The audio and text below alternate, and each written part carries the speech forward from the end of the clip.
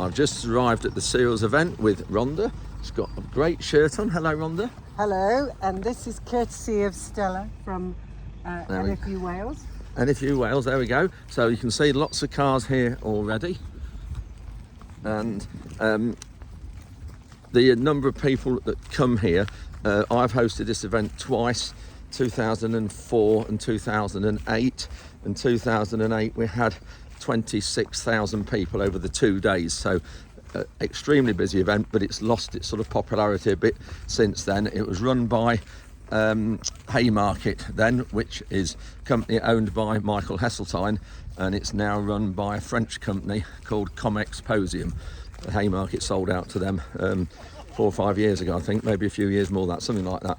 Anyway, we'll crack on and get in and see who we can see.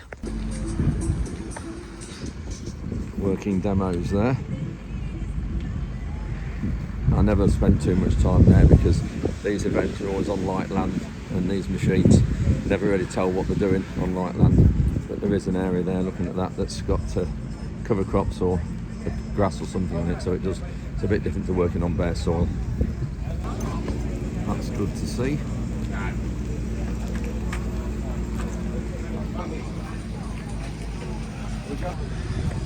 Agri Wells well-built kit. This is like a newer version of the Solo with discs at the front, low disturbance tines, 2 more rows of discs, and then a packer. But the packer's not sharp like the DD roller we have. I know it's got those bits on there, but it's a bit bigger diameter, and the discs are smaller diameter. So it looks like it'll do a good job though. Just come down one of the smaller lines where the smaller marquees and companies are. There's a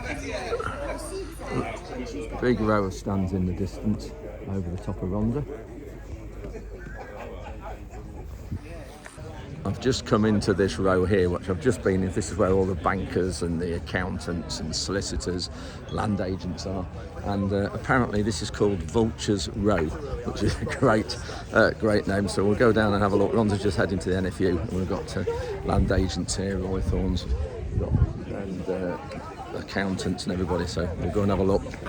Here's Walmarsh, our buying group that we buy a lot of chemicals from, fuel, a bit of seed as well. We grow our own seed, a lot of it.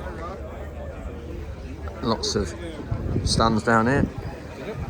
Campaign last autumn, but then unfortunately we were hit with a severe frost event, the worst since 2010, which affected much of our growing area.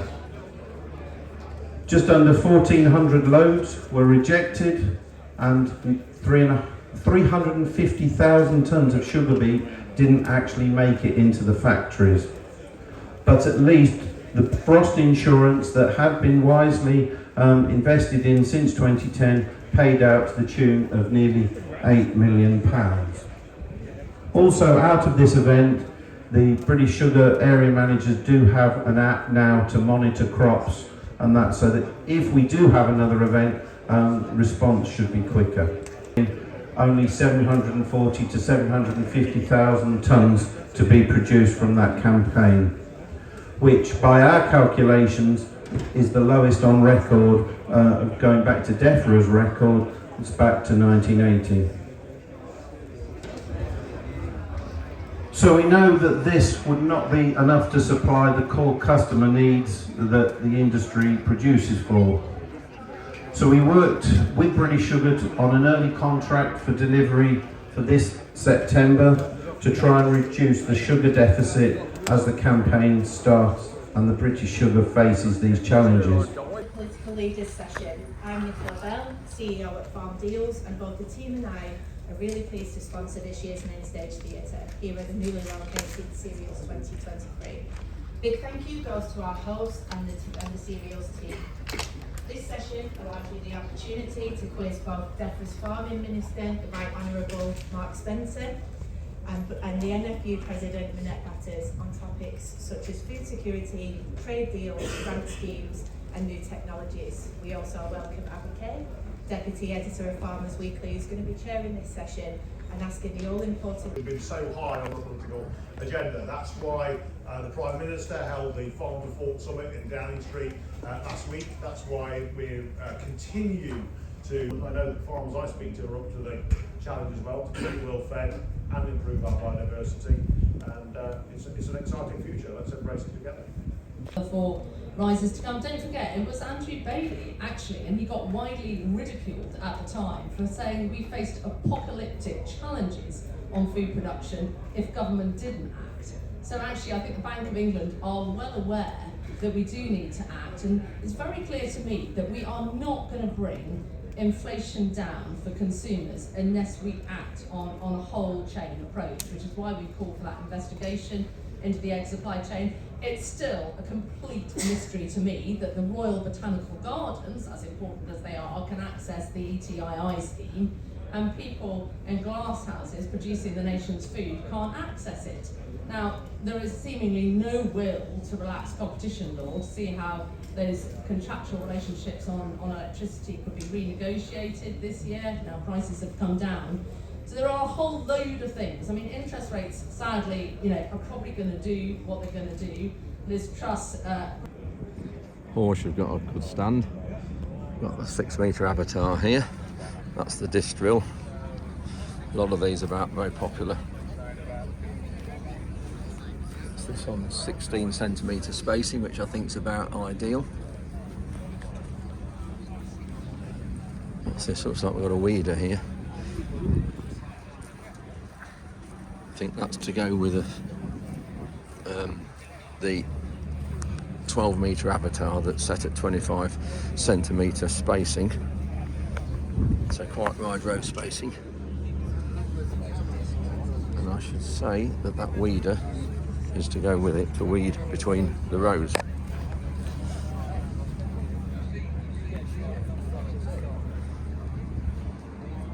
Looks well built, as all horse stuff is.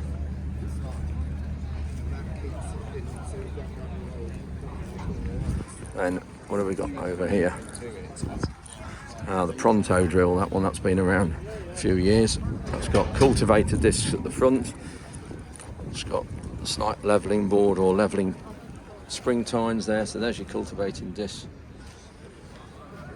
It's got a hopper at the front for putting probably slug pallets or other seed in if you're putting cover crops in or companion crops. Packer, and then there's your coulters. A lot closer together those are than what they are, probably 12 centimetres, 15 centimetres apart. Got another drill here. This is the Sprinter. This is a 6 metre. Again, packer wheel at the front, different tines. It's a lot wider spaced. It band sows the seed. If you can see underneath there, band sows it in a wider row. Some slight levelling fingers there. Another packer and another levelling finger. Been around a few years. Good drill. Cultivator. That looks good. The good old-fashioned stubble drag. 12 metre weeder. Organic farmers, eat your heart out, here you are, especially for you. Got Rothamsted Research. Here they do a huge amount of good. Do a lot of work for DEFRA and do a lot of trials work. I remember going to this organisation probably 15 years ago looking at GM crops that was grown in a secure area. They've got a water project going on as well, drainage project that I think's been going, I just don't know how many years, 60, 70 years, probably maybe longer. So they do a huge amount of good and help farmers and help progression, huge amount of innovation. Got the Agzine autonomous tractor. You saw me do a special feature of this last summer.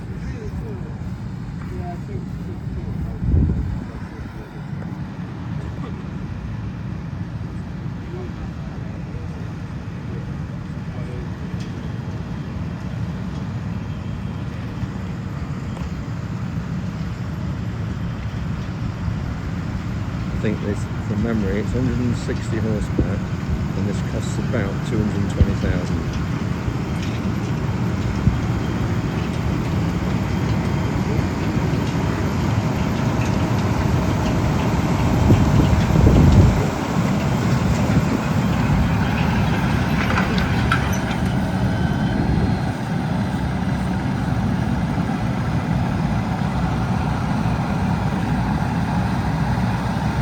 If you want a bit more of a detailed look at this, do look at my update. This is the number on the screen. Really fascinating project, and I think this might be a prototype, but I think there are one or two working. You'll hear, if you listen to the update, you'll see what they're doing, but really fascinating machine. I think this is the future eventually.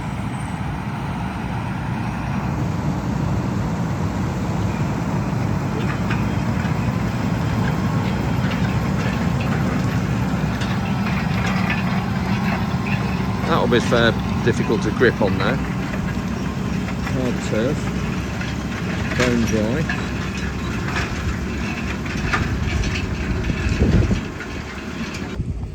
KWS, the well-renowned seed breeder. We've got some barley there. That's what they call 6-row barley. If you look at that, the ears.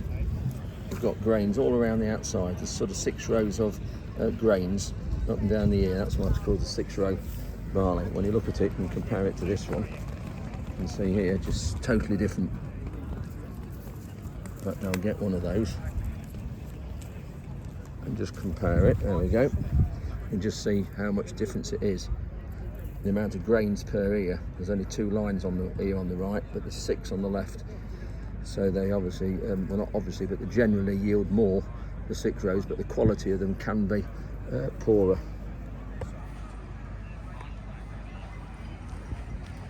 And we've got some, so that's Curtis. Never heard of this variety, Leyden. Bit thin. But that's what you get with very light soils that we've got here at the cereal site. Very light soils and limited rainfall.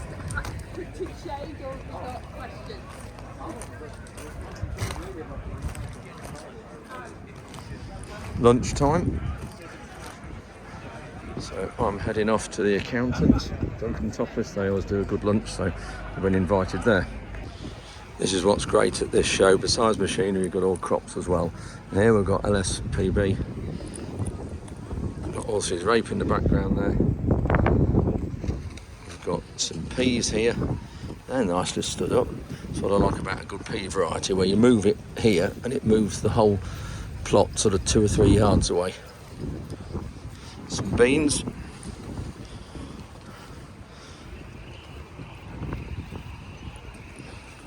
We've got lots of pea varieties here.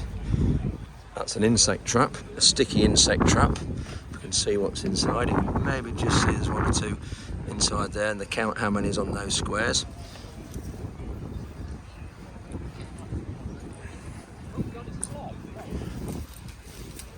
Now when you look at that, moving that.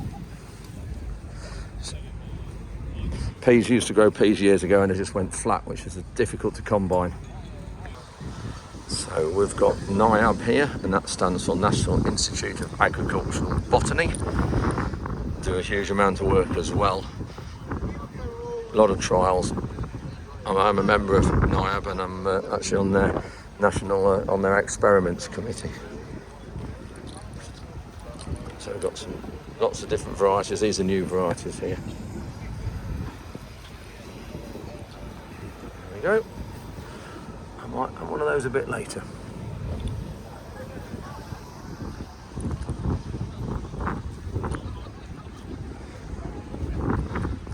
So I do a huge amount of trials work, national trials all over the country. Been around a long, long while. And then over here, this is Bayer in there, but there's a soil pit here that's not Bayer. This is all still NYAB. This just shows what the soil's like. see here, it's very light sandy soil.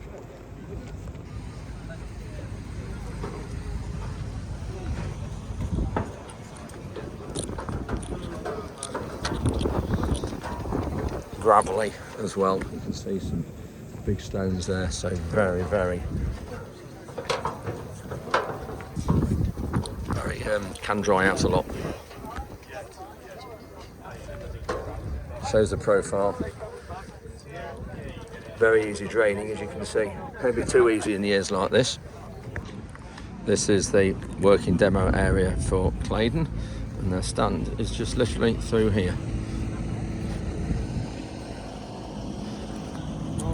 We've got one of those rakes, but I think we're going to sell it. And this is the hybrid drill. We've tried these in some of our trials. Our drilling day we had one of these, and also we've tried one in our cover crop field. I've got amongst the smaller machinery lines now. This looks an interesting machine. Crocodile beat de-stoner and chopper. So I think it does exactly what it says on the tin. Put your sugar beet in at that end and take the stone out and the soil. The soil will drop through here, just like our cleaner loader does. So the soil drops through here, big heap underneath here, and then the beet goes up into there into this big cyclone. It looks like it is a chopper, and I don't know whether that will open or not. It's just controls underneath there.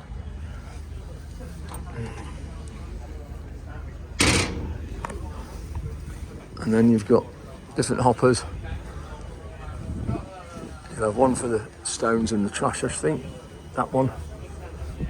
And then the other one will be chopped beet and stones. So not quite sure, but I wonder how much that is.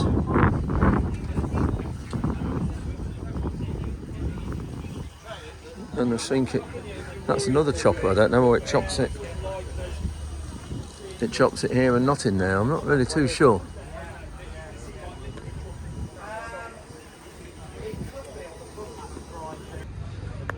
This is Dalbo stand. Interesting discs here.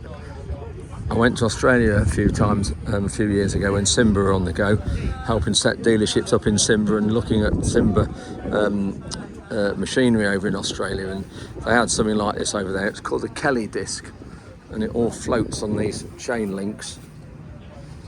Meant to be shallow working machine, and of course it contours, hugs the ground because it's all, you can see by the way that moves. Just do it really shallow just to get weeds chitted.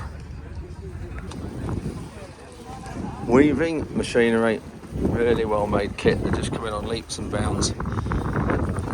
Keep bringing out new machines all the time. Here's the GD, angled disc drill.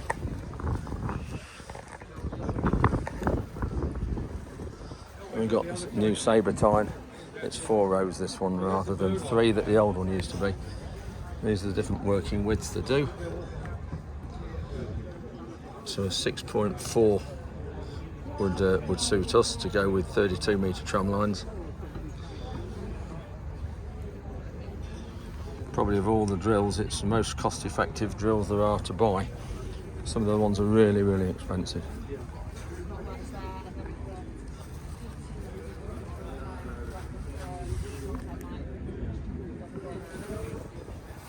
So plenty of room in here for straw and trash and residue to go through.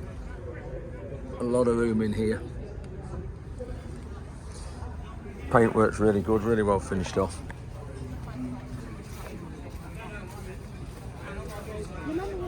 There's a 6 metre GD with a micro granule kit on it. So that puts on Avadex granules, will help grass weeds. Also slug pellets go in there. I suppose you could maybe put companion crops in there as well if you wanted, but they'd be going on top. If you got some rain after and rolled it, it might be all right. So I've had a few people ask me about our trials, and last week's video, how do we harvest the trials? This is a type of machine that a lot of the trails around the country are done with. You can see very narrow cut. But hugely expensive.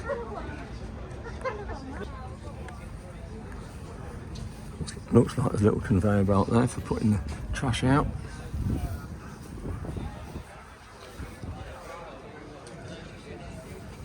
Little straw chopper at the back.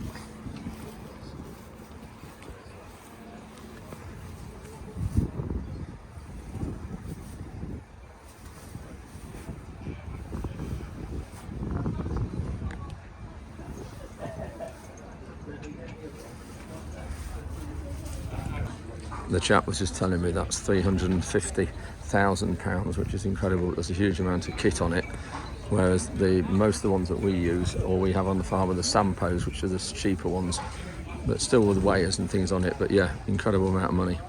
So look who we've got here, starred in Ollie's video, who is back here. Janine, sorry Janine, I didn't mean to do that. Certis Energy provided the fuel for Ollie's combine, is that right? Yes, we Are did. you going to come to Lincolnshire and provide the fuel for my combine? Well, we'll think about that, but yes, maybe so. Brilliant, nice to see you, Janine. So Ollie's looking a bit red. Oh dear Ollie. Just let's have a look at your face, Ollie. Yeah, looking a bit red. There we go. Look at that. I think maybe it ought to have been done a few hours ago. Yeah, look at that. Dear, oh dear. It's one of these like the horse might have bolted. For example, used to be very video heavy, but that's gone away. It's moved away from being video heavy, so people are moving to a platform that offers them what they want to consume in terms of the video. And I think there's a balance of things that are really driving that, but it's a great place to be if you can make it work. So if as a business we don't have enough content to have our own channel, how do we include that in our marketing strategies? Yeah, so it's a really good question, and what I would say with YouTube, and to give the guys all credit who are sat here who are on it regularly, it takes a lot of work. You've got to have good quality content, it's built in the right way, the right graphics, the right kind of thumbnails, all that kind of thing going on. So it takes some resource, and not everybody can commit to that, which is understandable. There are some other ways, working with those people who are successful on those channels is a way, influencers. You can utilise YouTube advertising, where you can fundamentally piggyback on what people are watching. Or there's display advertising as well that will serve on the site as well. But if you're going to do it and you think it's the right place to be, I would recommend really putting some effort. It's always good to sense check, and really what the stats are showing is we were right to sense check. That move from the morning into the evening is quite significant. And really, you can sit there and say, how do I use this? Okay, I can schedule my social post for after 6 p.m. Brilliant. Actually, there's probably other ways, there's smart ways you can start to bring this in if you're doing any pay-per-click, any paid advertising. Why not optimise the budgets to spend between 6 and 9 p.m. on a weekday, for example? There's ways where you can make yourself a bit more efficient by embracing some of this information. And when you think about the social platforms, a lot of them reward early engagement. So posting at these times will drive that early engagement and hopefully build your reach. And there's one client in particular that has really taken this to the nth degree in terms of testing. The best open rates that they get is Sunday evening at 8 o'clock. But please don't change your emails to 75. 77% of farmers follow farming influencers. Now, we've already touched on this. There are two ways you could use this. You can interact with the influencers yourselves. You can create partnerships with those influencers, or you can learn from them. How many people in here solely put their products on social media and hope for the best? How many people actually think about the content they're putting on there, what's going to engage with that audience? At this stage, all you're looking for is a like, a comment, a click to get your brand out there, increase your brand awareness. We see the crowds that are here today, but in our own research, farmers are entrepreneurs in their own right, and they're looking for new things. They're how to work smarter, how to make things easier. And we shouldn't forget that. Don't just jump to selling the product. Looking at how we can move from reaching them to giving them something of value. Absolutely. Just arrived at the Amazon stand. It is now about 6 o'clock, 5:45 maybe, being asked to an evening to a function here or something after the show, at the end of the show on day one. So we're going to see who's here. Here's a Amazon Cirrus, one of their drills. It's got discs in the front, and then your then your seeding discs at the back. Always great to be asked to be invited to these sorts of events. Thank you, Amazon. So that's it for day one of cereals. You can see everywhere's closing down now. It's about 7:30, 7:45, maybe even 8 o'clock in the evening, and a lot of the stands now are shut up, so security going around making sure everybody's cleared up and out the way. But yeah, had a great day today, and just had a pizza with Ollie and Martin Williams, who did the combine run with Ollie, and Joe as well, Joe Seals, and quite a few others. Hills Green did some research about farming and farmers on social media, so that was really interesting. So thank you for them for the hospitality afterwards, and also thank you to Amazon. So that's it for this update. Surprise one, yes I know, but thanks very much for watching, and we'll see you next time. It might be tomorrow night or it might be Sunday, I'm not sure yet, but I'm at Cereals back here tomorrow.